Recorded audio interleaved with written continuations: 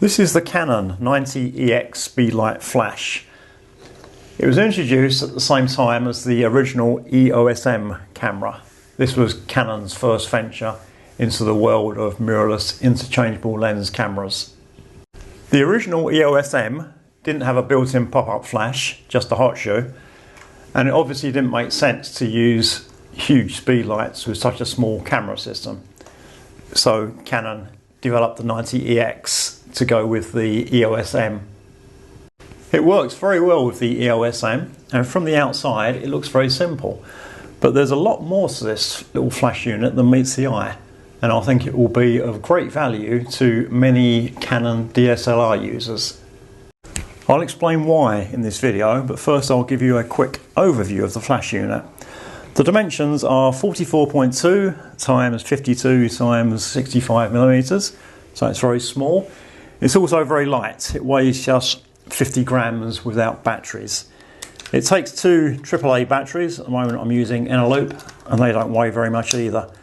Canon give you a little pouch to carry it around with, and it's so easy to carry it around that when I've got it I actually forget I've got it in my pocket.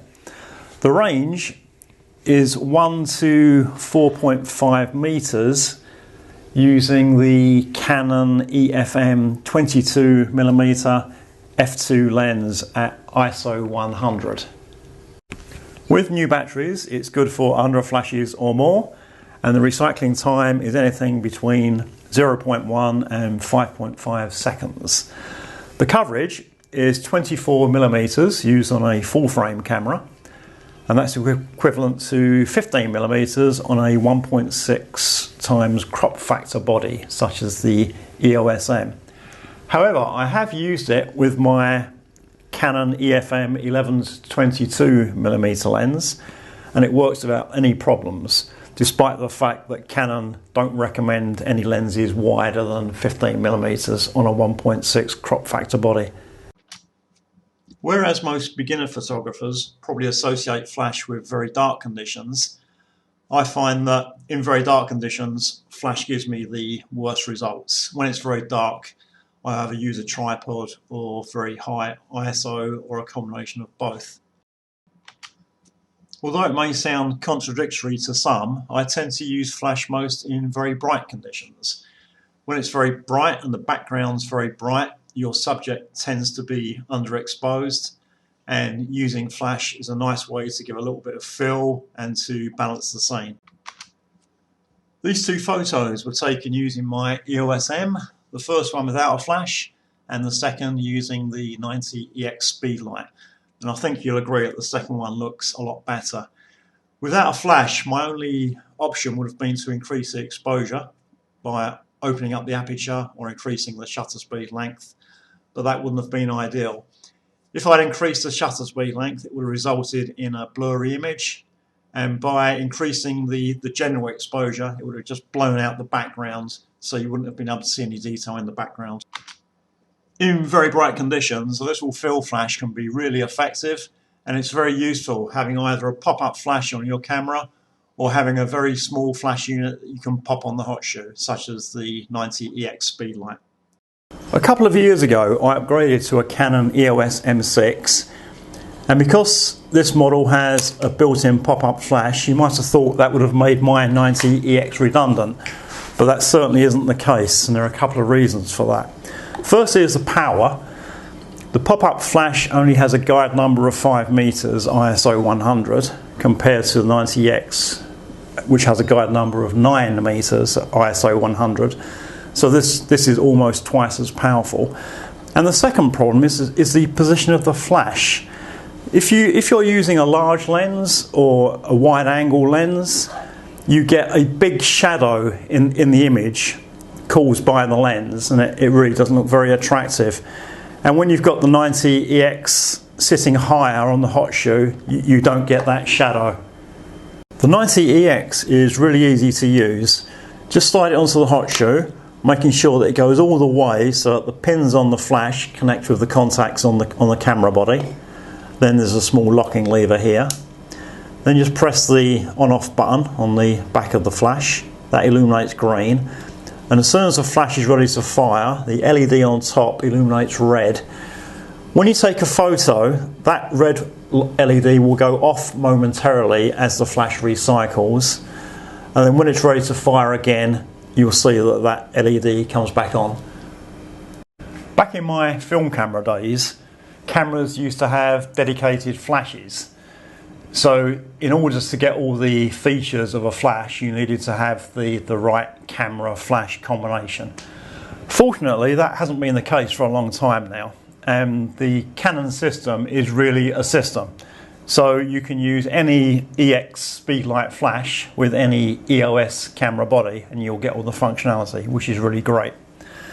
So although the 90EX is associated with the EOS M system, you can use it perfectly well with Canon DSLRs. And I mentioned before how useful it can be to have a little bit of fill-in flash sometimes. And the Canon full-frame DSLRs don't have a pop-up flash. You don't want to be lugging around a huge speedlight just for those occasional photos where you need some fill-in flash. And therefore the 90EX can be a great option for Canon DSLR users. It's small and light and you barely know that it's on the camera. And as I demonstrated before, in certain situations where you've got a lot of backlight, if you have no flash, your subject will be very underexposed. But by just using a little bit of fill-in flash, you can actually get some very pleasing results. I've already given you good reasons to own a 90EX, but there are actually quite a few more.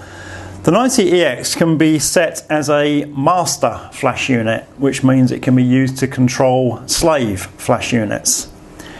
In fact, it does basically the same thing as this accessory, which is a Canon STE2 Speedlite transmitter, and this is quite expensive. The main difference is that the controls for the STE2 are on the back, and if you want to use the 90EX as a master flash, you need to set everything up through the camera menu. This is quite easy. We just go into menu, flash control, then go down to external flash function settings.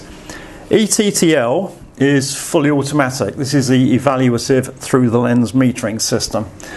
So the flash sends out a pulse of light, measures how much light comes back from the subject, and then sets the flash output accordingly. You can change it if you want to manual, and with manual you get another option to set the flash output level. I always just use my flashes in ETTL mode. The next setting is for wireless optical transmission, and this depends on whether you want to use the 90EX just as a flash or as a master unit. There is no zoom on this flash as there is on other flashes. It's just set to a fixed 24mm full frame. That's 15mm on a 1.6 crop factor body. With the synchronization option, there's a high speed sync.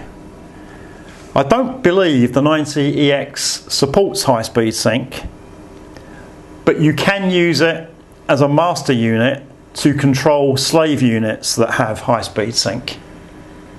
I always find with Canon flash units that if you don't use any flash exposure compensation, they're normally a little bit bright. So I normally wind the flash exposure compensation down by -1/3 or -2/3 of a stop. The other controls are for when the 90EX is being used as a master unit. There's a channel option where you can choose one of 4 channels, and the idea here is that if 2 people are using the same system in close proximity, by using different channels there won't be any interference between the 2 systems. When you set up your slave units, you can set them up in 2 groups and you can vary the ratio of light between groups. If each group outputs the same amount of light, 1:1, you might find that the images look a bit flat, but by changing the ratio that will increase the contrast and may give better looking images. When you put your slave units into groups, you can choose from either just A and B groups or A, B and C. And the flashes in group C are intended to illuminate the background to eliminate any shadows. And you also have a flash exposure compensation option just for Group C. I also have a cheap studio lighting setup, and this can be triggered in various ways. I can use a sync cable, but using a sync cable isn't very convenient and it's easy to trip over. The manufacturer sells a little infrared device, but it doesn't work all that well, and I left batteries in my one for a long time, which then leaked and then ruined the inside, so it doesn't work anymore. Or they can be triggered just using a regular flash, and using the 90EX is a very convenient way to trigger these lights. To summarise, I think this is a great little flash, and I actually use it far more than I do my large speed lights. I love the fact that it's so small and light, it's a great little fill-in flash, and it's so versatile. I can use it to control my other speed lights or to trigger my studio lighting, and it's a little device that I recommend highly. I hope this has been useful. If so, please subscribe to my channel and click the bell. In the near future, I have plans to do video overviews of my other camera equipment. Thanks for watching and see you soon.